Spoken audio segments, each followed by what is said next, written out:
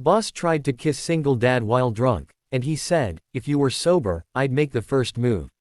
The glass shattered before he even understood what was happening.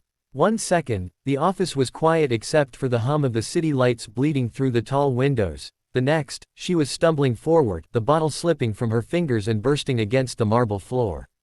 He caught her by the arms before she fell, her breath warm with the sharp scent of whiskey, her eyes glassy, unfocused, and far more vulnerable than he had ever seen them. In that frozen moment, with the city glowing behind them like a restless sea of fire, he realized something was about to break, something that had nothing to do with the bottle on the floor. If you believe every story hides a lesson, make sure to like, comment, share, and subscribe to Humanity Stories. She wasn't supposed to be like this.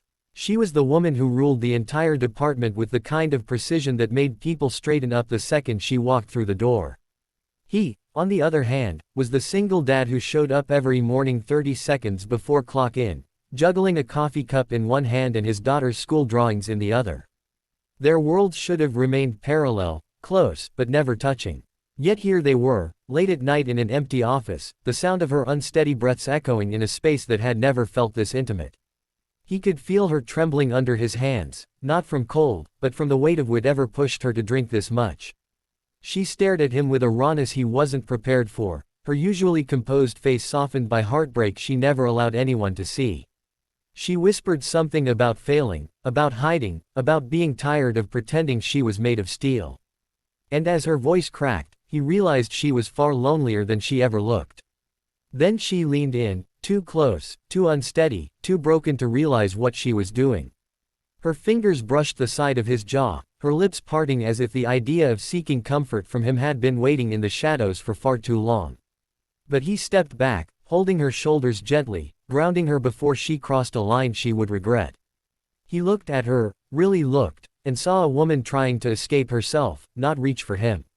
With a voice barely louder than the whisper of city wind, he told her, if you were sober, I'd make the first move. She froze. Not because she understood, but because the words didn't match the rejection she expected. Even drunk, she could feel the truth in them. That he cared. That he wanted her. That this moment wasn't happening because she meant nothing, but because she meant too much.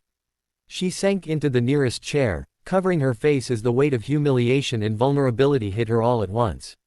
He knelt beside her, not touching, not speaking, simply staying, offering something purer than desire, presence. He helped her home that night, making sure she was safe, making sure the world wouldn't devour her in a moment of weakness. When she finally fell asleep, curled on the sofa like a child exhausted from pretending to be brave, he placed a glass of water beside her and wrote a note telling her she deserved rest. Nothing else. No judgment. No shame. Just truth. The next morning, the office felt heavier than usual. She walked in with a stiffness that came not from a hangover but from remembering too much. She didn't meet his eyes at first. She didn't know how. But when he approached her with 2 coffees, one for him and one for her, they both stopped pretending. There was no awkwardness, no forced smiles, just a quiet understanding that something had shifted between them. Not in the reckless, dramatic way stories usually change, but in the soft, fragile way real lives do, where healing takes time and affection grows in silence rather than sparks. Days passed, and normalcy returned. Or at least, their version of it did. She regained her composure, but now he sometimes caught her looking at him with a question in her eyes, like she wondered what would have happened if the night had gone differently.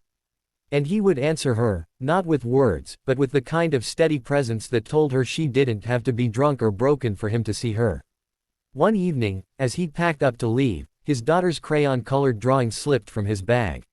She picked it up, studying the crooked hearts and tiny figures holding hands. Something softened in her expression, an emotion she didn't bother hiding anymore. For the first time, she admitted she remembered everything from that night. And for the first time, he admitted he hadn't stopped thinking about it. But they didn't rush. Real connection rarely demands speed. Instead, they let the slow, quiet closeness between them deepen around the edges of their days.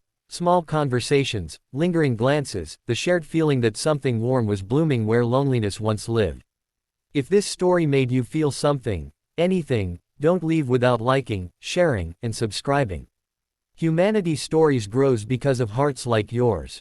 Before the ending, tell me in the comments, do you believe the right person comes at the wrong time, or the right time finds them? And as he walked out that evening, his daughter's hand tucked in his, he glanced back at her, his boss, no longer hidden behind armor, watching him with the kind of quiet hope he never expected to see. He didn't kiss her. She didn't ask him to. But the air between them held a promise, subtle but undeniable. A promise that someday, when timing was kinder and hearts were steadier, he might just keep the words he spoke that night and finally make the first move.